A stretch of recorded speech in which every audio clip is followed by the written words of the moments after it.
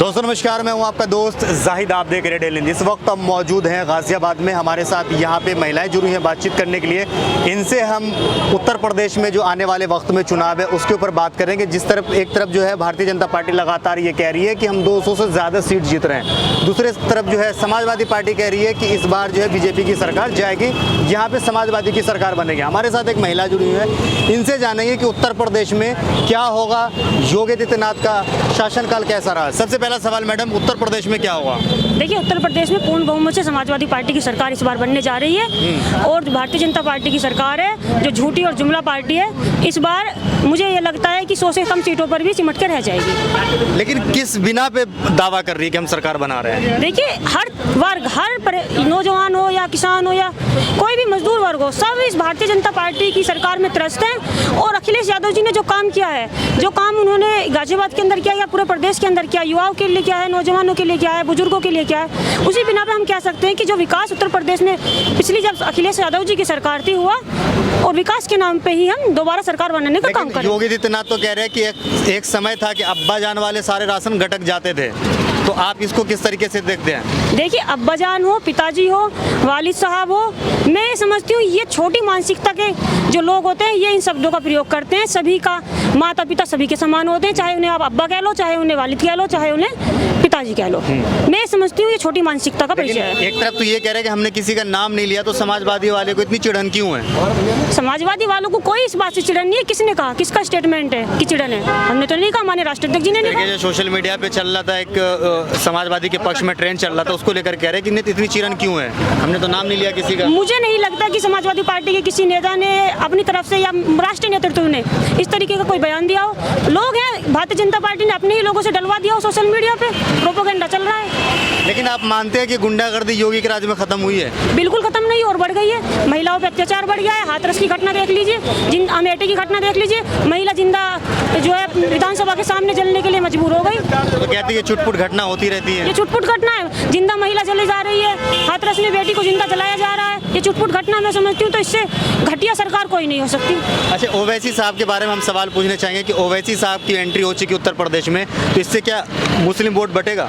देखिए, ओवैसी साहब के बारे में मैं कुछ नहीं कहना चाहूंगी। भाजपा की बी टीम है, इससे ज्यादा कुछ नहीं। कैसे कह सकते भाजपा की बी टीम है? इसका कोई तो मतलब कनेक्शन होना चाहिए ना। जबकि सबसे ज्यादा ओवैसी साहब जो है बीजेपी के खिलाफ बोलते हैं, तो भी आप कैसे कह सकते हैं भाजपा की बी टीम है? भाजपा के सांसद शशि महाराज जी हैं, उनका स्टेटमेंट सुन लीजिए। उन्होंने खुले तौर पे कहा है कि ओवैसी भाजपा के लिए काम कर रहे हैं। अच्छा, आप स्टेटमेंट सुन सकते हैं। लेकिन अभी तक एक भी ऐसा कुछ ओवैसी साहब का कोई कनेक्शन सामने नहीं आया है, सिर्फ कहने की बात है। कुछ चीजें पर्दे के पीछे भी होती हैं। अच्छा, तो आप मानती है कि भाजपा की बी टीम ओवैसी साहब? बिल्कुल मानते हैं, और ये उनके सांसद का स्टेटमेंट है, मेरा स्टेटमेंट तो है नहीं। शशि महाराज जी का स्टेटमेंट आप सुन लीजिए। तो बीजेपी के लोगों ने कहा ना, लेकिन ओवैसी साहब ने नहीं कहा ना। अरे, जो बीजेपी के लोग कह रहे हैं, पर्दे के पीछे कुछ काम होते हैं कि नहीं होते हैं, सामने नहीं हुआ करते। किसी ऑफिशियल अनाउंसमेंट हुआ कि ये भी हमारी टीम के ही लोग हैं, ऐसा कुछ हुआ है? ये साक्षी महाराज तो कुछ भी कह देते हैं, ये लोग आप ही लोग कहते हैं कि ये तो कुछ भी कह देते हैं। पार्टी के सांसद अगर कह रहे हैं तो इससे ज्यादा तो कोई कुछ कह नहीं। और बात को सीरियस लेते हैं जितना इस बात को सीरियस ले रहे हैं? बिल्कुल लेते हैं। बताओ किस बात को सीरियस नहीं लिया है? सारे बात को सीरियस लेते हैं जितना भी कहते हैं वो महाराज जी। साक्षी महाराज अगर कुछ बात कहेंगे, किसी पार्टी के सांसद अगर कुछ कह रहे हैं, तो यकीनन उसमें पार्टी के शीर्ष नेतृत्व का हाथ होगा। बिना शीर्ष नेतृत्व की जानकारी के तो सांसद कुछ नहीं कहेंगे। और अगर उन्होंने गलत कहा है तो उन पर एक्शन क्यों नहीं लिया गया? अच्छा, बताइए। कितने सीट जीतने इस बार आप लोग? हम इस बार 350 से ज्यादा सीट जीतेंगे। उत्तर प्रदेश में समाजवादी सरकार बनने जा रही है। कितना कॉन्फिडेंस कहाँ से लाया आपने? देखिए, जनता ये कॉन्फिडेंस दे रही है, तमाम यूथ हमारे साथ है, नौजवान हमारे साथ है। यही वोट डालने वाला, यही सरकार बनाने वाला है। लेकिन भाजपा को जिन्होंने वोट दिया था, एक अच्छी खासी तादाद है, वो कह रहे हैं कि हमारा जो मांग था, जो हम चाहते थे, वो भाजपा सरकार ने पूरा कर दिया, जैसे कि 370 हटाना, राम मंदिर का निर्माण होना। देखिए, ये सिर्फ कुछ ही लोग थे। किसानों की आय दोगुनी करने का वादा भाजपा सरकार ने किया था। 9 महीने से बॉर्डर पे बैठा है। अभी पास का ये गांव है लोनी गांव, लोनी के विधानसभा मंडोला में मैं समझती हूँ आज़ादी के बाद इतनी बड़ी घटना हुई है कि जिंदा समाधि लेने के लिए किसान मजबूर हो गया है, नौजवान बेरोजगार हो गया है, हर साल 2 करोड़ रोजगार देने कह रहे हैं कि ये लोग जो किसान बैठे हुए हैं ये लोग तो नेता है, बिचौलिए हैं। क्या जो इतनी बड़ी संख्या में पश्चिम उत्तर प्रदेश का किसान बैठा है, 50,000 60,000 सभी नेता हैं, आप बताओ सभी नेता हैं? नहीं आप बताइए, तो बीजेपी वाले कह रहे हैं, हम नहीं कह रहे हैं। नहीं तो मैं तो पूछना चाहती हूँ भाजपा जनता पार्टी से कि सब नेता हैं, सब अपना घर बार छोड़ के बैठे, बारिश में बैठे, धूप में बैठे हैं, क्या सब नेता हैं? हमारा परिवार भी बैठे, हम खुद किसान परिवार से हैं। अच्छा, मोदी जी अमेरिका के दौरे पे गए हुए हैं, थोड़ा उसके ऊपर कुछ कहेंगे? देखिए अब कोरोना काल काम से गए हैं। मैं बताना चाहती हूँ कोरोना काल अब उनके लिए खत्म हो गया, क्योंकि उनके दौरे शुरू हो गए हैं। जैसे ही वो देश में आ जाएंगे, चुनाव आ जाएगा, कोरोना फिर से आ जाएगा, लॉकडाउन लग जाएगा, इनकी जनसभाएं चलेंगी, बाकी की जनसभाएं नहीं चलेंगी। अच्छा, अभी क्या नाम है, दादरी में योगी आदित्यनाथ ने रैली भी करी है, जिसमें कि जितने भी कोरोना के मतलब प्रोटोकॉल है सबको तोड़ते हुए जो है वहाँ पे रैली हुई है। वहाँ पे एक भी मतलब पब्लिक के पास मास्क नहीं लगा हुआ था, तो उसको आप किस तरीके से देखें? एक तरफ समाजवादी के नेता अगर मास्क नहीं लगाते हैं या उनकी कोई रैली होती है, कोई जनसभा होता है, तो उस पर ऊपर जो है एक्शन लेती है पुलिस, लेकिन योगी आदित्यनाथ खुद कर रहे हैं, उस पर कोई एक्शन नहीं होता है। भाजपा जनता पार्टी के लिए कोई कोरोना नहीं है इस देश में। अच्छा, दूसरों के लिए कोरोना है। ऐसा तो नहीं कि जो भाजपा के नेता उनके पास कोई दिव्य शक्ति हो, उन्हें कोरोना ना हो?